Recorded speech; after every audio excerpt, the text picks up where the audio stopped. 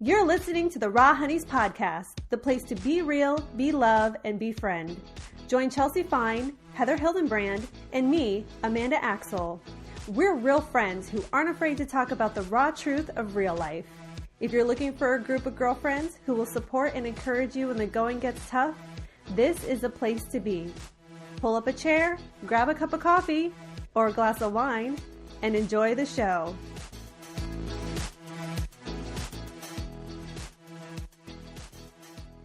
Hey, honeys, this is Amanda, and I am here with Heather and Chelsea. What's up, guys? What is up? How's it going? Man, it's been kind of a crazy week. What's going on with you guys? Yeah, we haven't talked to you. Your sister's been here. I don't know. What have I been doing? I've been on a staycation. I know. Those are the best. I never go on staycations, not like this. I know. It was a little weird. I'm not gonna lie, I was a little worried about you because you were home and you were in town, but you were supposed to be having fun. Was it weird? No, I had so much fun, but it's like I was telling you guys earlier, like I get to a point of indulging where I have to stop. It's like, okay, I've had too many ice cream cones. I've had too much sun. I've had too much fun. It's time to get back to work. And Chelsea's like, there's no such thing. I know. You're so cute. I have no idea what you're talking about. I know. I get the ice cream thing. Like if I, when my stomach starts to hurt, then I'm like, I've probably had too much. But I don't know if I ever have like a moral thought. Like I should probably slow down. Like I don't know. Right. I mean, is ice cream a moral issue? I don't know. Well, Dunkin' Donuts are a moral issue for me as heard on the Guilty Pleasures episode. That's true. Oh, donuts. Right? Delicious. And there we go. Believe it or not, I did not have any donuts. Oh wait, no, that's not true. I did. I did have a donut. I did. Mm-hmm. There it is. You did. Did you try to hide it from yourself? Nope, because I had it right after a concert at like 11 p.m. and I had a 2-hour drive home. And we went to the Wawa. Yeah, and I was like, give me that old fashioned donut. Wawa late at night is like magical. Right? Yeah. It really is. Even if you're sober, it's still pretty great. Wawa? It's the best gas station that exists. It is the only gas station that I will eat from. What is this? It's a gas station and they have food. And normally I'm pretty judgy about that concept, gas station food. But it's like food that also has a gas station instead of the other way around. Like it's really good. Yeah, it's it like is really food good. with just some convenience options. Yeah. Yes. It's called the Wawa. And their coffee is good. It's called Wawa, which is a little weird. I know, but you just get used to it and I'm going to tell you why I love Wawa, because they also have non-dairy creamer for their coffee and soy milk and almond milk. And I don't know any other place that does it except for Starbucks. It's like they care about you. So if you only want to pay $2 for coffee and you have dietary restrictions, you got to go to Wawa. That's your spot. Yeah. All right. So Wawa is not sponsoring this, but Wawa, if you want to sponsor us, we will talk about you again. Yes. Anyway, enough about me. What's going on with you guys? Oh, man. Well, my husband's home, so that's cool. Yay. That's pretty exciting. And then I put him to work like the first day he was here. I forgot about jet lag, and I was just like, we're going to go paint the whole outside of our house. Let's go. And he was like, oh.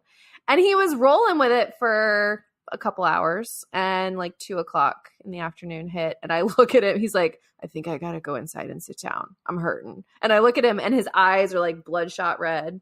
And then I remember, because I was like, what is wrong with you? It's just sunlight, dude. Like, what? And I remembered that jet lag is a thing. And I just felt so bad. I was like, yeah, go inside and rest. And I thought he was going to go to sleep. But I guess he tried to like power through. And so he sat at the kitchen table. And I think he was like on his computer or something. I don't really know. He said he sat there. And the next thing he knew, he was waking up. And he had fallen asleep sitting up in the chair, like with his head tipped back and his mouth hanging open. And he woke up because his arms had fallen asleep because he had left them on these like wooden armrests on the chair. And so he was like, yeah, I moved to the couch after that. And it just, yeah, he was so tired. I was like, oh, sorry, I forgot about that. So and we're not talking about like California jet lag or Hawaii jet lag. We're talking about Japan. He was in Japan for almost a month. And they're 13 hours ahead. So it's literally night and day. flip-flopped. So he was tired. It was like the middle of the night for him, basically, for his body. And so I was like, oops, go take a nap. But we got a lot of stuff done. We're painting our house and we're just doing a bunch of projects. And at the end of the tunnel, I get a porch swing. So I'm pretty damn excited. That's exciting. Porch swings. A porch swing. I just want to be the Golden Girls, like right now, right? I guess, Well, that's what every good life has, right? Every good life has a porch swing in it somewhere. Yeah. And I live in a neighborhood with a lot of porch swings and a lot of rocking chairs. And I want to drink. Porch swing envy? I do. I do. So that's our goal. It's good goals to have for sure. Yeah. And you're going to invite me over to swing on your porch swing, right? Hell yeah. And we're going to drink spiked lemonade and we're going to talk shit about the neighbors, just like old ladies. Is that what they do? Oh my God. I think that's what they do. This sounds phenomenal. I mean, I guess we could try it out and see how we do. Definitely. I feel like I could be good at some shit talking. I don't know why. Can we yell at the kids for like getting on the lawn and stuff? Oh my God. Every 5 seconds we're going to go, get off the grass. Are like you guys super gnarly voices. Well, we're going to pretend to be. We're going to pretend. Yeah, we're just going to try it on. We're going to see how it does. You know who I always think of though when I do that is Nick from New Girl, who is also like an old, it's like a young guy and an old man. Yeah. Wait, an old man in a young guy's body. Yeah, that. Totally. Yeah. And he's like, get off the grass. That's what I want to do. Yell that. Even though nobody's in my yard, I'm just Oh, Nick, he's ridiculous. Isn't he? I love him. Yeah. What's going on with you, Chelsea? Oh, well, this has kind of been like a sort of a slow, sort of heavy week. My grandpa passed away last weekend. Yeah. And it was unexpected because he had a heart attack and you don't expect that. And he'd had a few health issues, but like nothing that really, at least for me, made me think that he was going to, pass away so soon. So it was a little bit shocking and, and it's sad. But you know what, guys, my last conversation with him was so amazing. It was so beautiful. And like, it was just so perfect as far as like, it had all those components. Like as a writer, if I was going to write our ending scene together, it would have included like a lot of the things that we got to talk about. We talked about love and we talked about life and we talked about the universe and it was just wonderful and it was casual and so I'm really grateful for that. But yeah, so my grandpa passed away, so it's sort of been kind of a quiet week over here with me and the family and just kind of hanging out together, coasting through. So a little bit sad, but not in like the bad ways, sad in the grateful ways, right? Mm-hmm. So yeah. So that sounds beautiful. Yeah. Well, we're sending you lots of love, Chelsea. Mm-hmm. Thanks, guys. And we're glad you're here hanging with us. Me too. I know. Yeah, this is Chelsea's a trooper.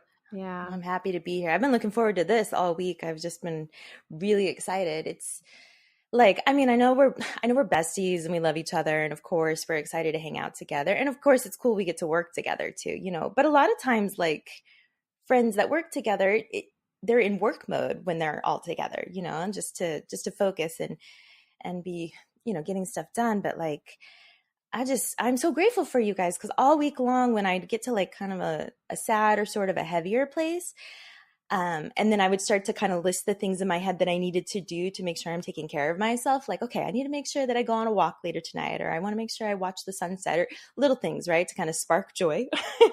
But like every time, like one of my very first things was, oh, well, I'm going to get to see Heather and Amanda's faces in a few days, and that's going to just be pure medicine. But it is because I love you guys and you love me and it's beautiful. So, we do. Yes, there's so much love. And even when we're working, like you said, we're in work mode, but we're also in goof off mode, like simultaneously all the time. Yes, we are. We can multitask like that. So don't you worry. That's Oh yeah, we should have hit record on the entire conversation we just had before we actually did hit record. Yeah. I feel like that's the case every time. We just need to just be recording ourselves all along. All the time. That's why we started a podcast, so that our job is just to record the shit we say. Also because I don't ever remember all the good shit that I say. And then Amanda is like, I know. It's always Amanda. Remind me that. And I'm like, what did I say? I already forgot. I know. It's so true. So listen, guys, if you want to hear our super candid conversations, write to us or send us a message on Instagram or Facebook and let us know, because if not, we're not going to publish it. But if you say you want to hear it, you know what? Yeah, we are. We're going to publish it someday. Maybe, possibly for some of you. And that is a threat. So. Yeah, it is. Don't mess with us, but we just don't know how or where. So we'll figure it out. Neither do you. It's a mystery. It is.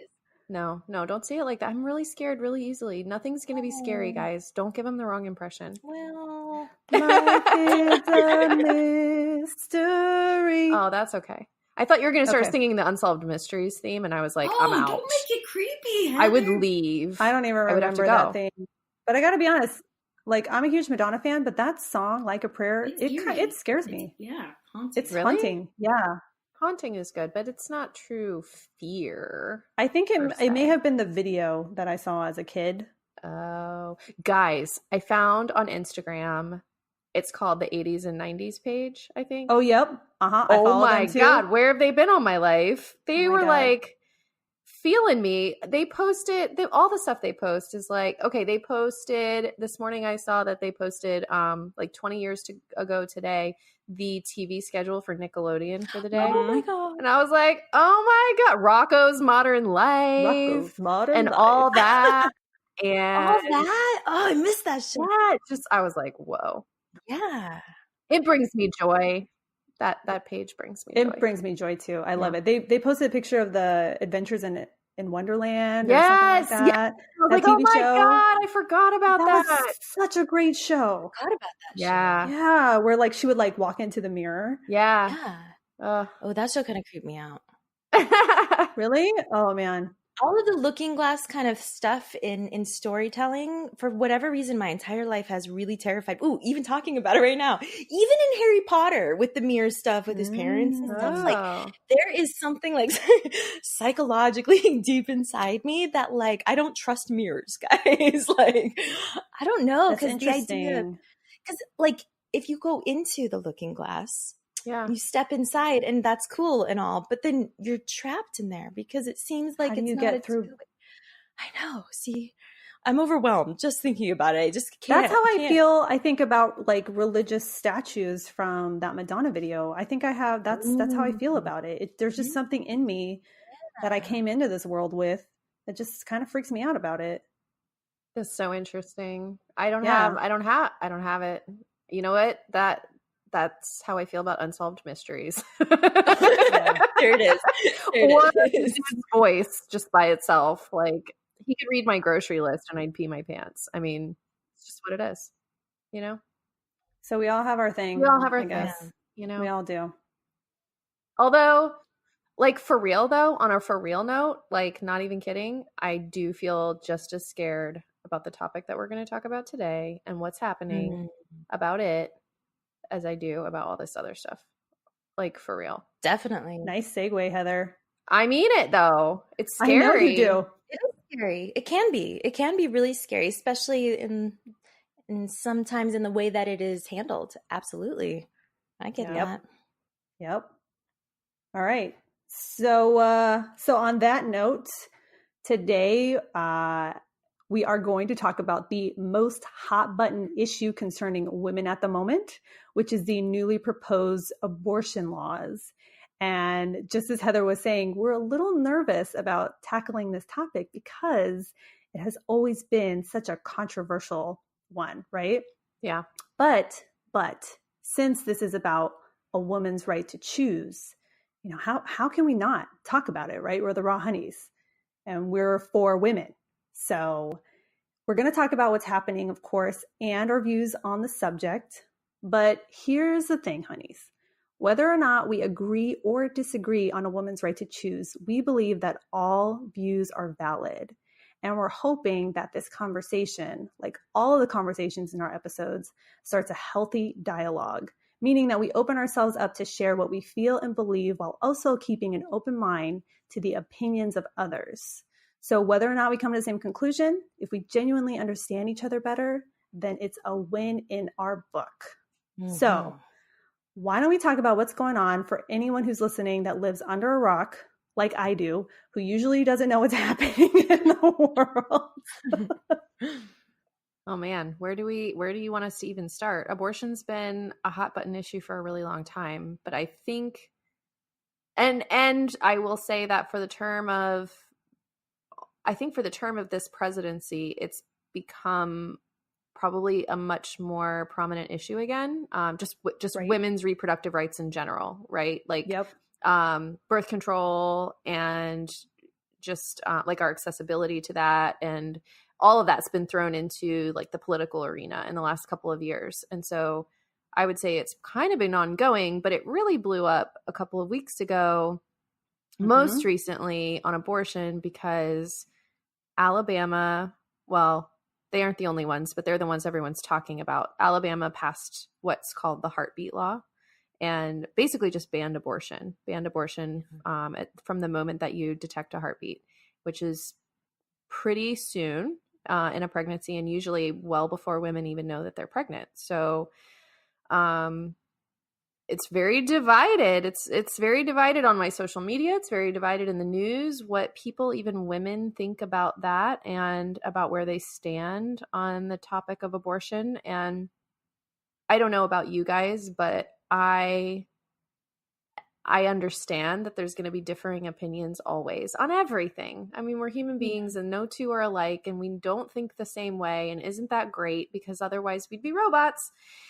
And so I don't expect that. But what bothers me, or like pisses me off, frankly, about it is the lack of openness. It is the lack of willing to hear each other out. It's just like everything else politically the last few years, I feel like, is everyone just needs to feel right. Yeah. And everyone's so busy trying to be heard that nobody's listening. And so it's just, I've told you guys this already, that the idea of talking about this issue, I'm not nearly as nervous about it as I am exhausted at the thought of it before we even get into it, because I see the conversations that are happening about it already, and I see the responses that people have when they find somebody who disagrees or has a different stance on this topic. And it's so disheartening. It feels useless. It feels useless to even begin a new conversation about it, because I just feel kind of defeated about the whole thing, and not in terms of the law, so much as just people. Isn't that terrible? I hate that I feel like that. And I think at first, I will admit, I was kind of like, I don't know if I want to talk about this. And it's because of that. It's because that's how I feel. And you guys both pointed out to me that even sharing that's where I'm at is a valid enough point to make, and a valid enough voice to bring to the table, because I think you guys are right. I think I'm probably not the only one that feels like that. And so I'm saying it. I'm saying it for all the people who probably see all of the conversations going on their Facebook like I do, and read them and don't respond and don't comment and don't get involved ever, because it just feels like banging my head against a wall, And I'm not even trying to change anybody's mind necessarily, but I would love to see more respect and openness. And that's just not there. And it's so disheartening. And I mean, do you guys, Chelsea, do you guys feel the same way? Totally.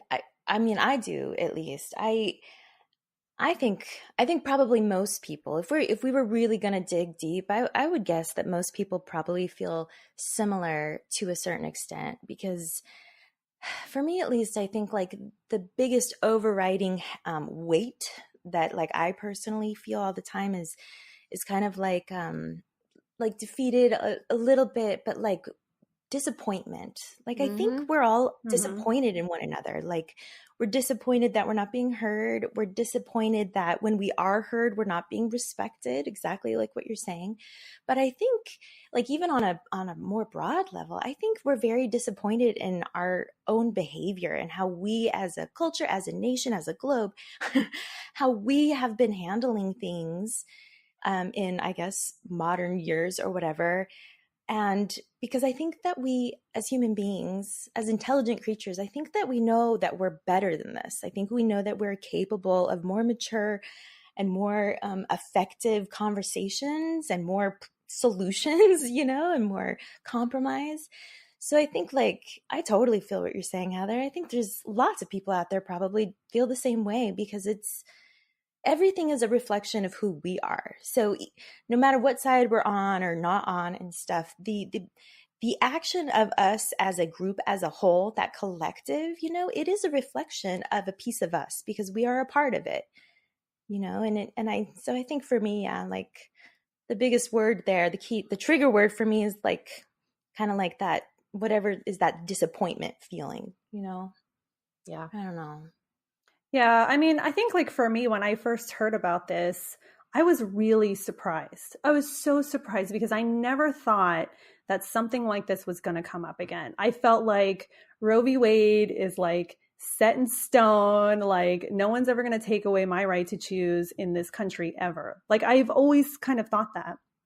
And I bet there's a lot of people who have felt the same way. And so what's so interesting about that is we can't take our rights for granted, right? We can't just sit on our laurels about them, because they do have the ability. And that's really what's at stake here. Is it's not just the states want to change the laws, whether they completely ban abortion, like Alabama, or it's a heartbeat law like in Georgia or, Mississippi, and several other states are taking the same thing, which is all very hard to define. But the whole purpose of it is to bring it back to the Supreme Court in the hopes of overturning Roe versus Wade, which has been in effect since, the early 70s, right? Yeah. And I know for me personally, I've talked about this on the show before, I am terrified of getting pregnant, so terrified. And I have been super responsible. I've never been pregnant ever. And I've been having sex for a long time. And I've always practiced safe sex. And I've always, had, contraceptives and whatever. And so if I'm ever in a position where I do get pregnant, despite all of my efforts, I have thought I would definitely have an abortion. Now, I say that, and, it's easy to say that when you're not in the situation. I don't actually know what I would do if I were in that situation. And I think that's how a lot of us feel. But either way, I think it's a private and it's a personal issue. And I think that's what the big thing is with this is this is our bodies, this is our life. Why do we have a bunch of men, primarily men, making decisions for us, whether it's right or wrong? Let's take that out of the equation. You know what I mean? Whether you're pro-choice or pro-life, because the other thing too is pro-choice does not mean pro-abortion. Do you know what I'm saying? Yeah, right. No, that's a great point. But it's a complicated issue because none of us are comfortable with it.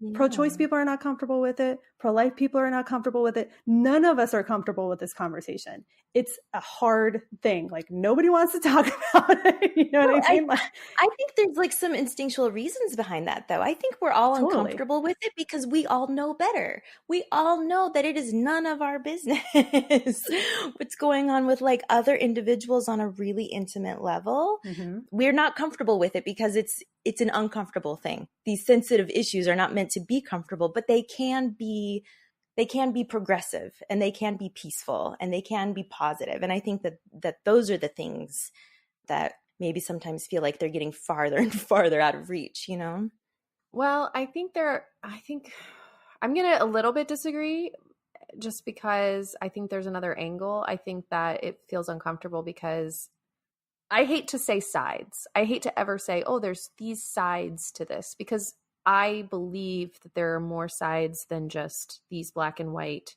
arguments, right? Or mm-hmm. stances. There are. We need to be having the conversations that make it more than just this side or that side. Right. But right now, I think it's pretty clear that it feels like there's two sides. There's people for these new laws that are coming into effect, which I want to back up because I think I misspoke earlier and said that Alabama just passed the heartbeat law, but actually Alabama's in the process of trying to pass a complete ban on abortion.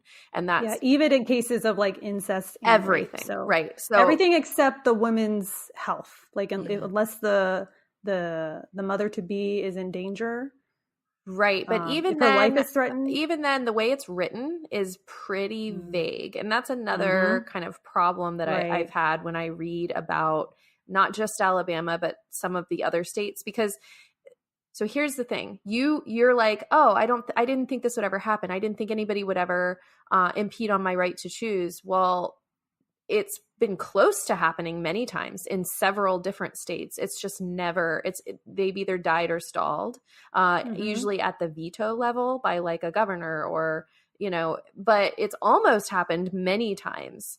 And I think that this is where I'm going to say there's another level to this. And that is that it's not just political for a lot of people. It's moral. Yeah. And it is black and white. And it is wrong to them. And so there is when you have a belief that something is morally wrong, think about what that means, right? Like think about the conditioning that has to happen that does happen to all of us in our childhood and our upbringing, whether it's religious or family or both, to identify the right and wrong of the world and how it works, right? And then you, like by default as a child, accept that set of beliefs of right and wrong. And then as you are an adult, you either question it or you don't. You either change it or you don't, but it's ingrained in you. It's like the sky is blue, abortion is wrong. This is an ingrained thing for a lot of people that fall on the side of, supporting these laws. And that's why they've almost happened so many times. And that's why this conversation stalls every time, because there isn't, in my experience, and I'm saying this from, somebody who's had many conversations with people who don't agree with it, who quite frankly lurks on Facebook and reads the conversations that are happening between these people. I don't engage because, again, exhaustion, disappointment, rage, whatever. But I see it, and I grew up in a house that believes this is wrong, period. Hard stop, doesn't matter. That's the thing about, like, it doesn't matter why. So, and there are large groups of people in our country that believe this. And if you need proof of that, you can look and see who our president is, because he completely represents, 100% represents in living form the mentality, the belief system, the morals that I'm talking about right now. So I am not surprised. I am disheartened. I am disappointed. I'm pretty pissed off, but I'm not surprised. That makes me sad. And I know what they're doing. If you haven't read about this or really delved into what's really going on here, what they're doing is they know that what's going to happen is it's going to get challenged, and that means it's going to get kicked into the Supreme Court, because their ultimate goal is to overturn Roe v. Wade. Yeah. Because states can do what they want, but Roe v. Wade is a national, it's a federal law, right? So they need to overturn that to really put into place these restrictions that they're trying to do. So they're doing this on purpose. They're pushing up to that level on purpose. And so it's not over, and there are a lot of appeals that are going to happen, but it is being pushed up the chain by several states. 4 already have signed the heartbeat law, the bill into law. Georgia, Kentucky, Mississippi, Ohio. Alabama's got the almost complete ban. Many other states have tried putting them all the way up the chain, and then they do get kicked back or, killed off in some way, thankfully. But it is happening, and it's happening on a pretty wide scale for our country. And I just have a lot of problems with where the argument has gone. I grew up in a home that's, abortion's wrong, period, hard stop, that's it. I get that. I do get that is not something they can change. It's not, they don't even understand, I think, how woven into their identity that belief is. I think the people who argue against them understand that even less. It's so interwoven. I don't know if you can change their mind, because to change their mind on abortion would literally mean taking apart their whole belief system. It's not just abortion for them. You know, it's this whole set of black and white morals, and it's such a bigger conversation than that. And I think that's when I get discouraged, because I'm like, I don't know. I don't know how to change them on this one thing when it would literally topple their whole understanding of who they are. Well, it would, because from someone who also I come from a family where abortion is wrong. I was raised in a religious system where, you know, it is a non-negotiable area. And with conviction, like, not like these aren't like mean, cruel people or people who don't love others. These are truly convicted. These are people who feel very passionately and very sincerely, you know, that abortion is wrong and various other things. And I think that, like, what you're talking about with, you know, where you just kind of feel defeated. Absolutely. Because really there's not a magic door. There's not a secret door in that wall. That wall in by its very definition is either a complete wall or there's nothing. Like, there's no loophole probably there as far as, you know, getting people to change on things. And I don't really have answers for that, but I do like to kind of kick around the question. Like, when I get frustrated listening to, you know, the back and forth on this topic, because I understand both sides. I was raised from one perspective, and I felt very strongly, and I was very convicted as well.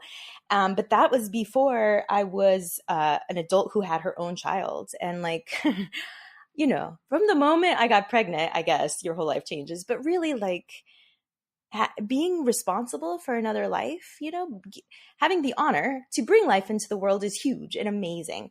But then, like, you are responsible for that life and for keeping that life alive and fed and safe. And it's a really big and huge thing that you really kind of do on your own, or maybe with a partner if you're lucky. Like, we kind of sort of like shrug that off because it's just like natural or something, but like, it's a huge undertaking to be a parent, you know. And so my views on abortion are so much different now than they were when I was growing up. You know, I feel completely differently about it. And I feel very strongly just about women's rights with their bodies. I also feel really strongly about men making decisions for women's bodies, when a lot of times, if they would just let us make the decisions, they wouldn't even have to worry about anything. Like, we're pretty good decision makers. Well, right. or honestly, we know our own bodies. Honestly, if they were forced to be a little more involved in the consequences, maybe they would have a more appropriate voice on the front end, honestly. You could get an abortion at Walmart if men were the ones that had babies. Do you know what I'm talking about? Like, for that sure. Really or just if they were a little more involved in, you know, the whole parenting process. Just everything. I mean, shouldering it. Yeah, the shouldering it. Exactly. And that's another thing that always frustrates me about this argument, is not just that men are making decisions for women's bodies, because I'm an equal opportunity ranter, and women shouldn't be making decisions for women's bodies either. I should make my decision for my body, and nobody else. Doesn't matter your gender. But how men are so left out of the argument in terms of when anti-abortion arguments start happening, whether they're from men or women, it's all about like, well, if the woman doesn't want to be pregnant, she should do all of these things. Well, first of all, it's not completely on the woman, because making a baby takes two heterosexual people now, right? Like, is that pretty accurate these days? Or forever? Like, what the fuck?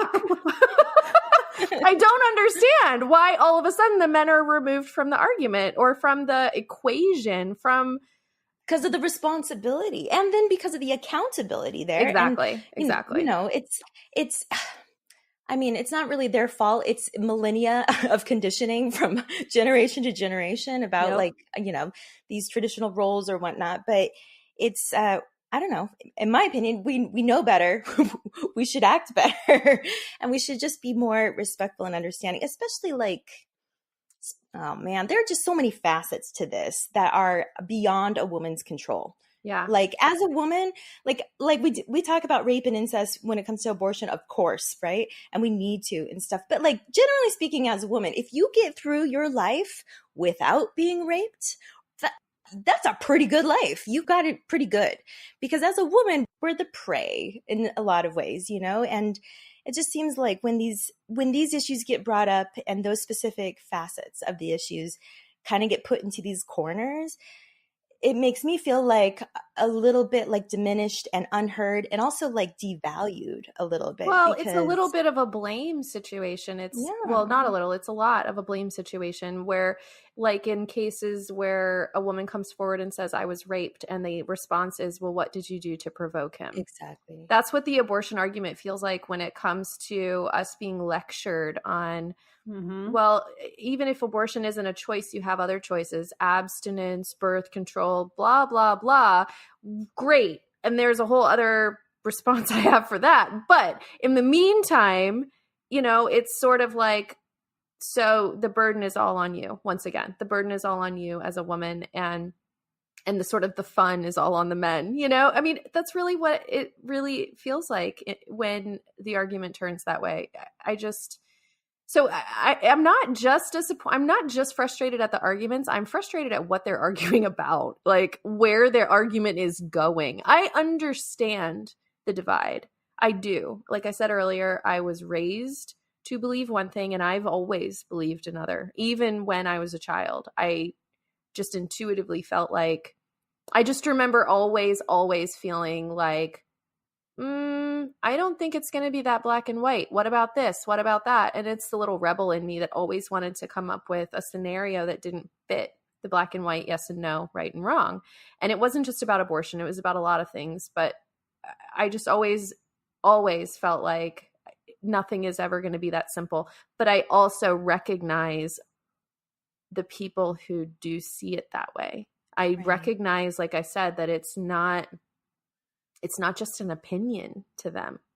It's a moral. It's the way the world works to them. And so I understand we're going to argue. I understand we're not going to be able to agree on this, but the way we're arguing and the way we're not agreeing is just, it's sad. And it makes me really angry that when your morals, and this goes for everybody on every side of the argument, when your morals get in the way of respect and decency and kindness, I mean, don't you have to begin to question that just on a basic level? Right, but I think the argument is that, you know, abortion is disrespectful and, you know, all those things you just named. What this reminds me of a lot is like, is gay marriage. Right. Remember, like for the whole like past like 20 years, you know, gay marriage has been such an issue. Well, the issue is, the question for me was, okay, if you're against same-sex marriage, then what does that have to do with you? If two men or two women get married, how does that affect your life? How does that change your life? It doesn't. If you're against it, then don't marry somebody of the same sex. Yeah, but that's what I'm trying to say is the people who are against it, they're not against it because they're worried it's going to affect them.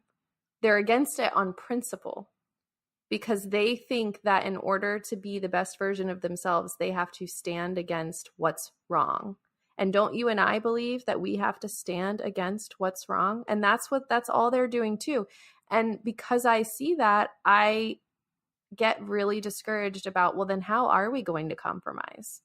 I mean, how are we going to come together? Well, because there's a little bit of a slippery slope here, because we don't want to decondition moral conviction, even if we don't agree with it. Like people harnessing a moral compass within themselves and standing up for something, even if they are not informed, that's still rooted in something that's instinctually good and has decent intentions within like just like their basic humanness. So we don't want to train that out of one another, right? For sure. But maybe we could keep it out of our politics and our laws, because, and I don't mean not to discuss it. I just mean like, okay, so like a lot of spiritual beliefs, a lot of religious beliefs are kind of centered around something like, okay, here's a list of things that you probably shouldn't do. These are the no-nos. Like here's the 10 Commandments, and we all kind of know what those are naturally, anyways. And it's like, okay, so don't break those rules. And then in addition to that, obey the laws of the land that you live in. Be respectful to your leaders, right? That's kind of the message in most holy books, right? What that message is saying is be respectful of the laws. That message is not saying you should go change the laws, or you should definitely use your spiritual beliefs to shape the laws of the land. And I think that there's something kind of deliberately beautiful in that, sort of to say, like, listen, government constantly changes. There will always be new leaders, and there will always be new laws, and things are always going to shift, and wars are going to be fought, and kingdoms are going to fall. Like that's just the way of, I don't know, of life and politics in general. Our spiritual beliefs, though, those are something that we can kind of get anchored down, and that's something that we can kind of build on top of, and we can protect it, and we can keep it quiet and safe, or just however we want it to be in order to make us the healthiest version of ourselves in this life. So there's a part of me that's just, sometimes I ask that question, like, well, why do we have to constantly, why do we feel like we need to merge the two? Like, why is it not always enough for some people or certain sides and perspectives of the argument to just be satisfied or just be content knowing that they don't agree with the law of the land? Do you know what I mean? Like, yeah.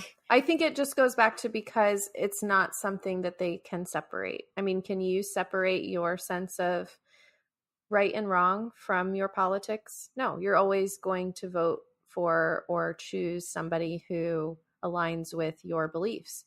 It's just because it's who you are. So I don't think there is a way to really separate them. I don't think people know how. I don't think they would even know how if they wanted to. And that's what I mean about this whole issue. I just, when I say I get the most frustrated when I see people letting their morals trump their sense of kindness and love. I hear you, Amanda, about, they're trying to show the kindness and love to the fetus, basically, is what you were saying. Totally agree. They are. But what frustrates me about that is it should start with your fellow human. That's what the Holy Book says. That's really the number one greatest commandment, is love your neighbor, not love your neighbor's possible baby. Like, we have to start with the way we're treating each other. We have to start with the way we're talking to each other. We have to start with the way we disagree with each other. I don't need everybody to get along. We don't need that. That diversity and contrast is what makes us beautiful in our individuality, but we have to get better at disagreeing, and we have to get better at fighting. I remember when I first got married to Dylan, and how we don't fight often. We really don't. We get along most of the time. But when we do fight, it's kind of a train wreck because we're not good at it. And I remember saying to him, and I still say to him, we have conversations about it. We went to therapy to learn conflict resolution with each other because we are not good at fighting. That's awesome. Like, it's not productive, and like, we just get mad and it doesn't go anywhere.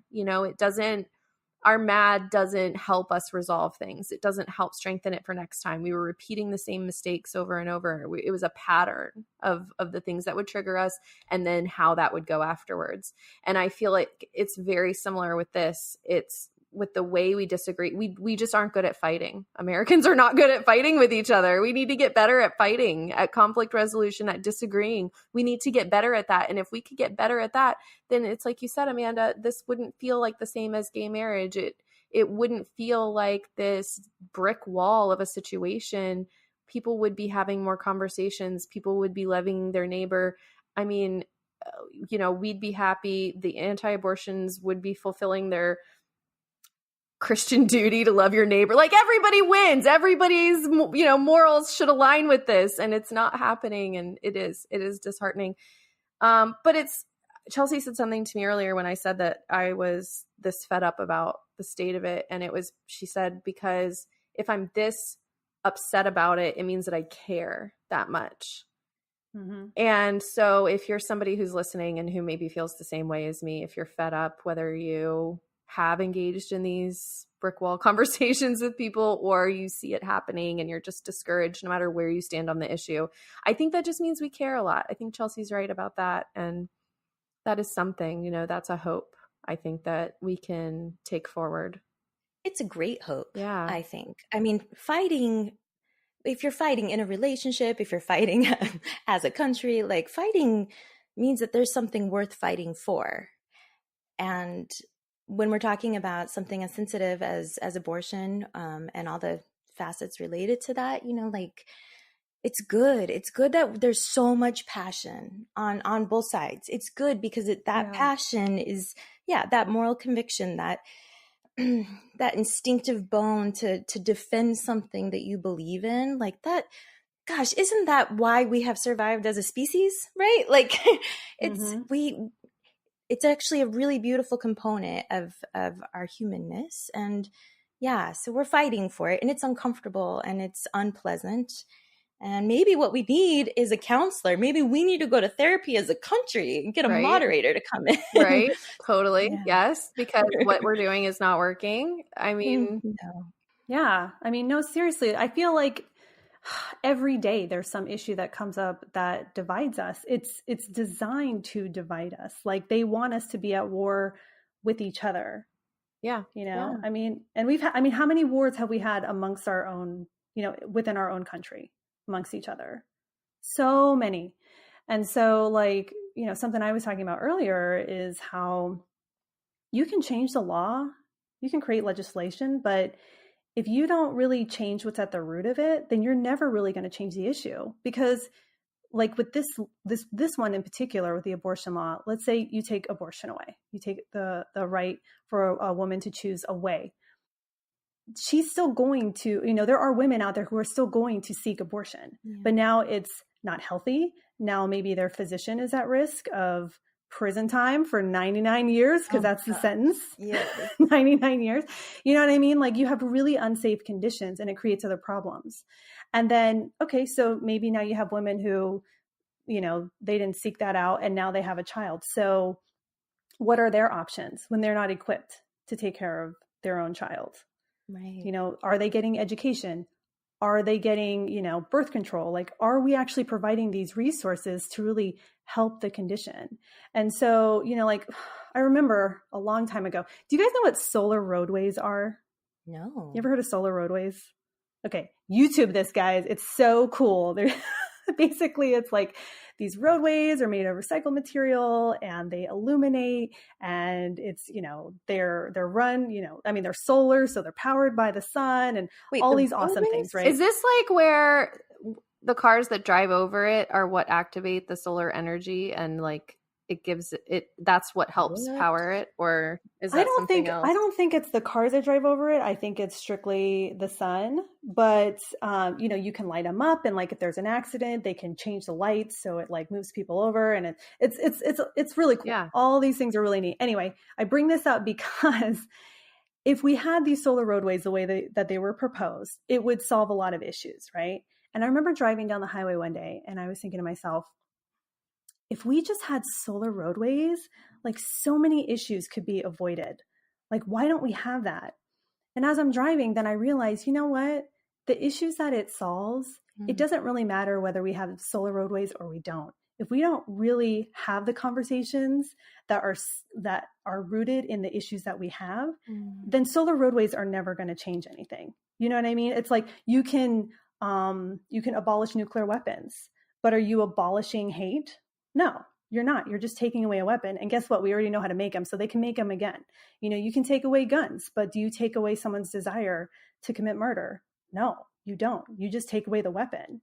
And you don't really even take away a weapon because they'll find it. You know what I mean? It's like, if you really want to stop abortion, if you really want to change people to believe that each life is precious, you know, even in that, you know, embryo stage, then you can't just change the law. You actually have to have open dialogue about it, not point your finger and preach at somebody, but really try to help them understand why you believe that this life is valuable and why we should protect it. Yes. You know? And demonstrate it, be an example of it, you know, and which we all are when we're when we're in a good mood, I guess, and stuff. But it's, gosh, Amanda, everything you just said, so right, so beautiful, because it is like all we have to do in, you know, in the scheme of things is take care of one another, care about one another, you know, just and that trickle down effect, like it would just, it is. It's an inside thing. It's an inner thing for sure. Right. And, maybe if we did all band together around the young woman who got pregnant by mistake and doesn't really have the resources to take care of herself during her pregnancy and take care of her baby after birth, if we banded around her and we helped her, maybe she wouldn't want to have an abortion. Gosh, exactly. Do you know what I mean? Exactly. Well, we've lost, in a grand sense, we've lost the beauty of tribe in a lot of ways in our culture. And we have a lot of people who feel like loose ends, or we treat a lot of people like they are loose ends. And that, yeah, exactly. Yeah, maybe if we were, I mean, I don't know. I don't know. But we don't know because we really haven't tried that way yet.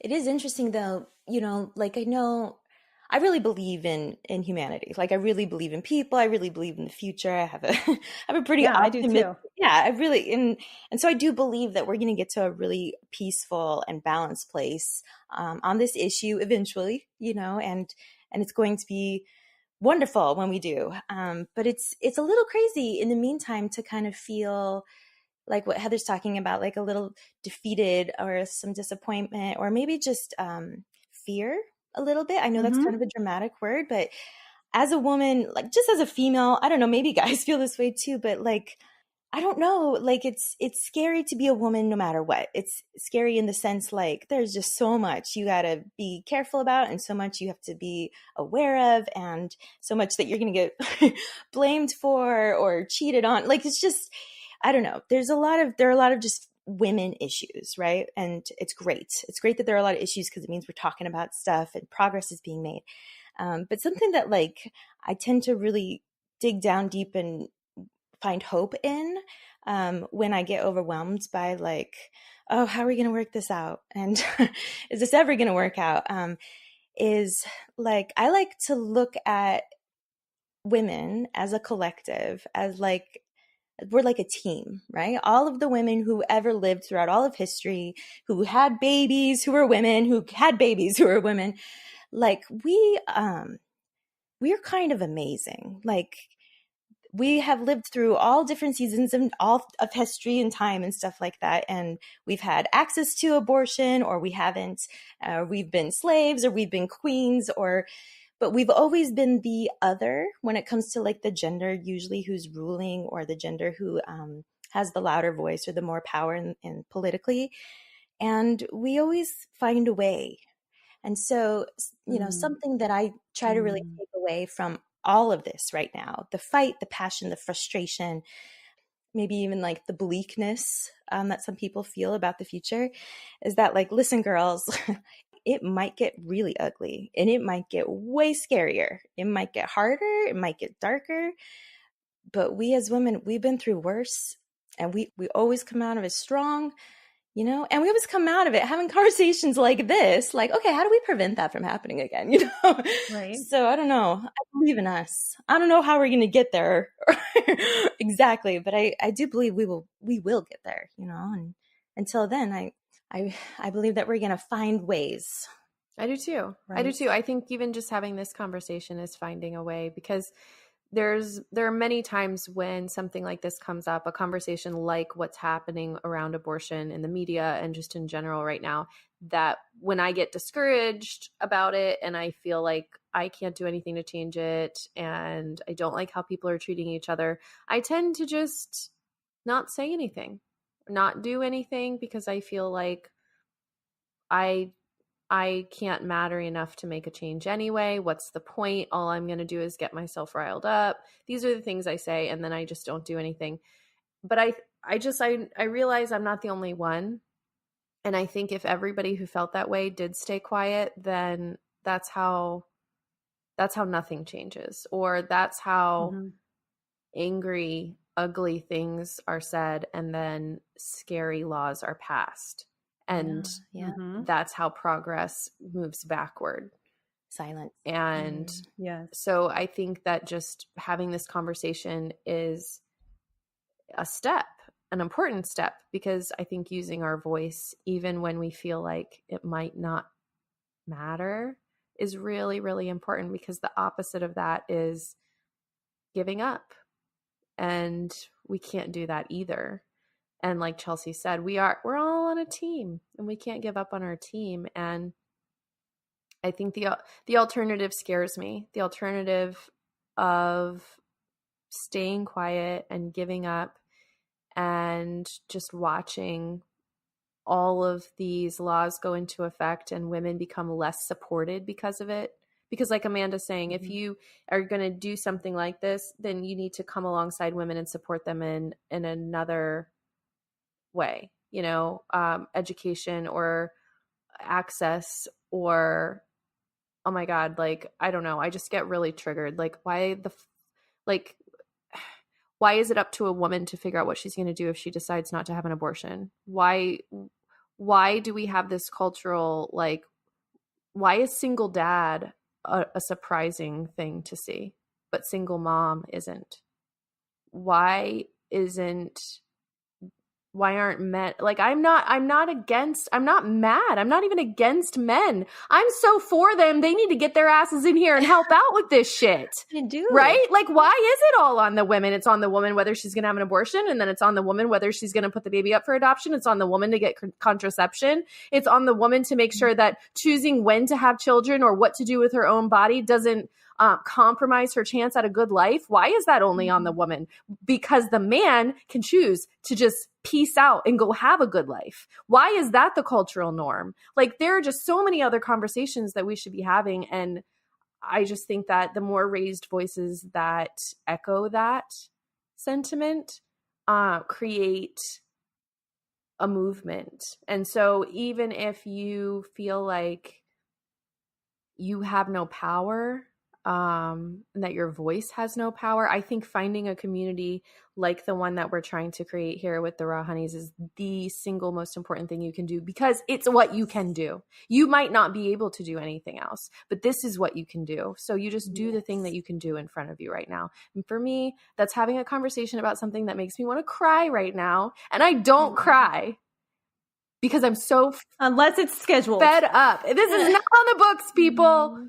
Because I do feel like maybe it is a little useless, but then I find my people and I feel better about it. And then I see women on Facebook saying, hey, Alabama friends, if any of you need a couch to crash on and no questions asked with what you're doing with your time in my state, please come stay with me.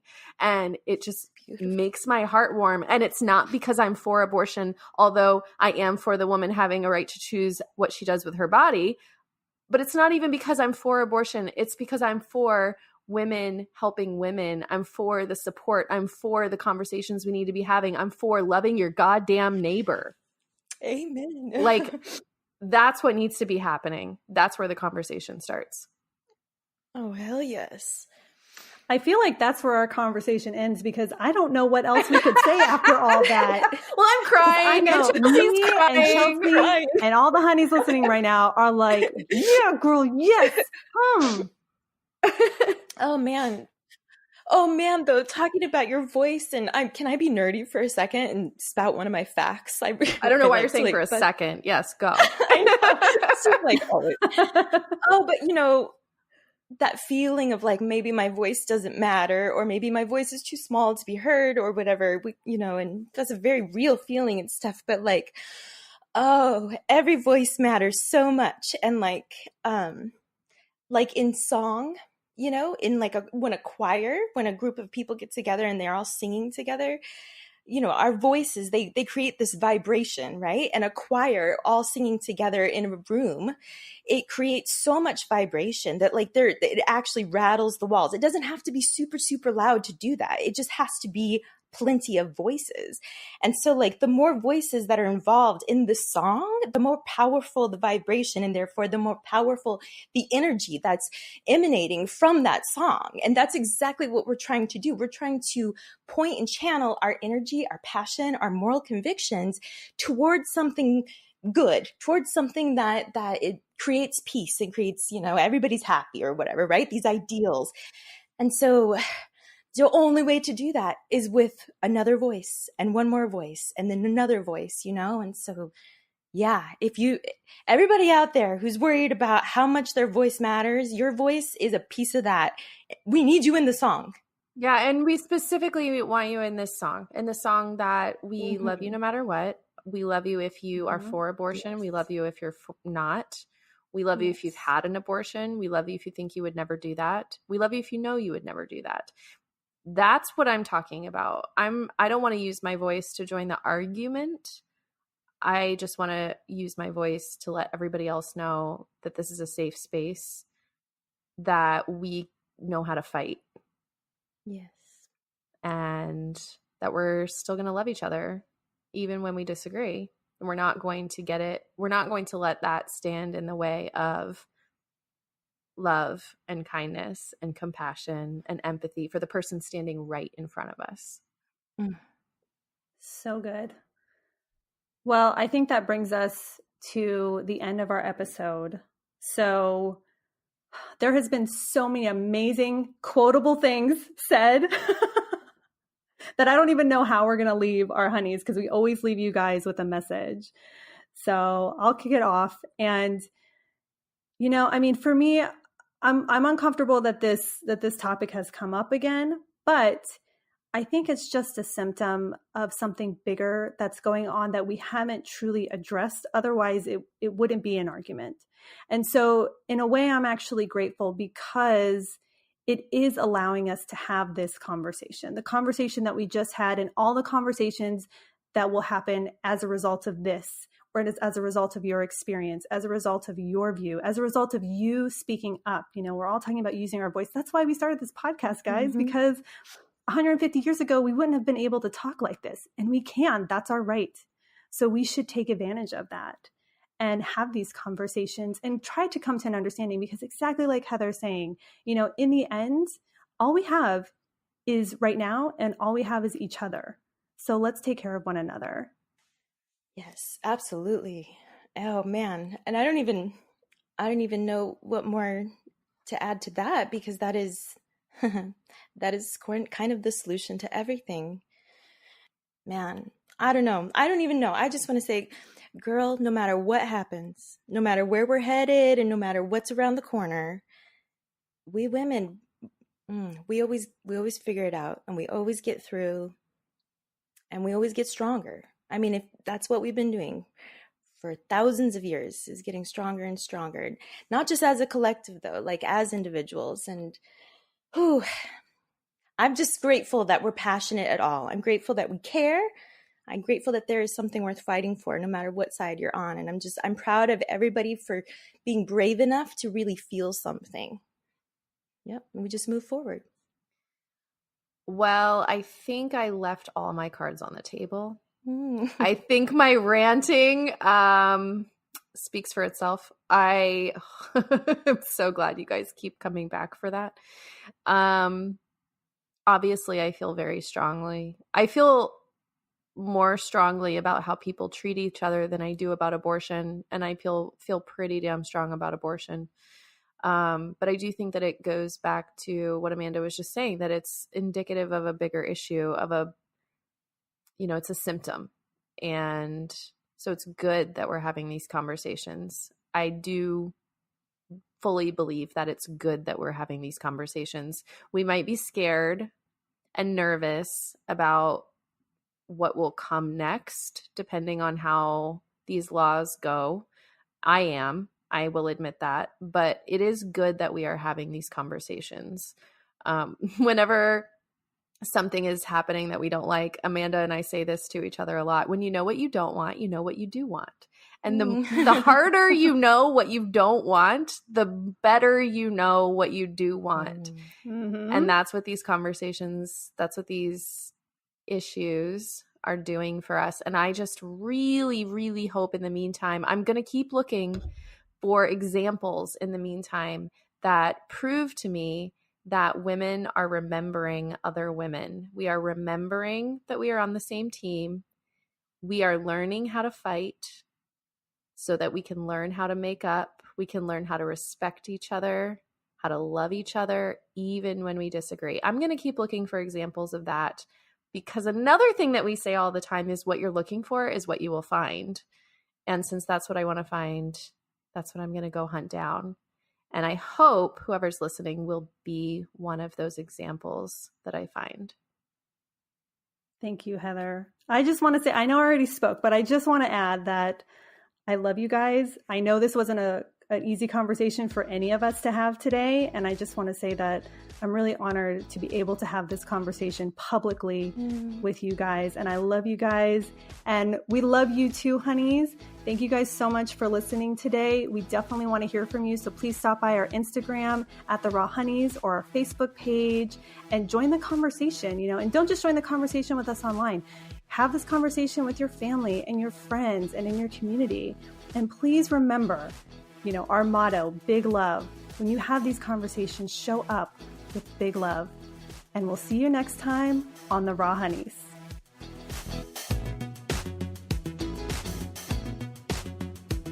We hope you enjoyed today's episode of the Raw Honeys podcast. If so, please share it with a friend or post a review. Heather, Chelsea, and I would love to connect with you. Check us out on Instagram at The Raw Honeys or join our community of honeys on Facebook. Thanks for listening. We wish you nothing but big love.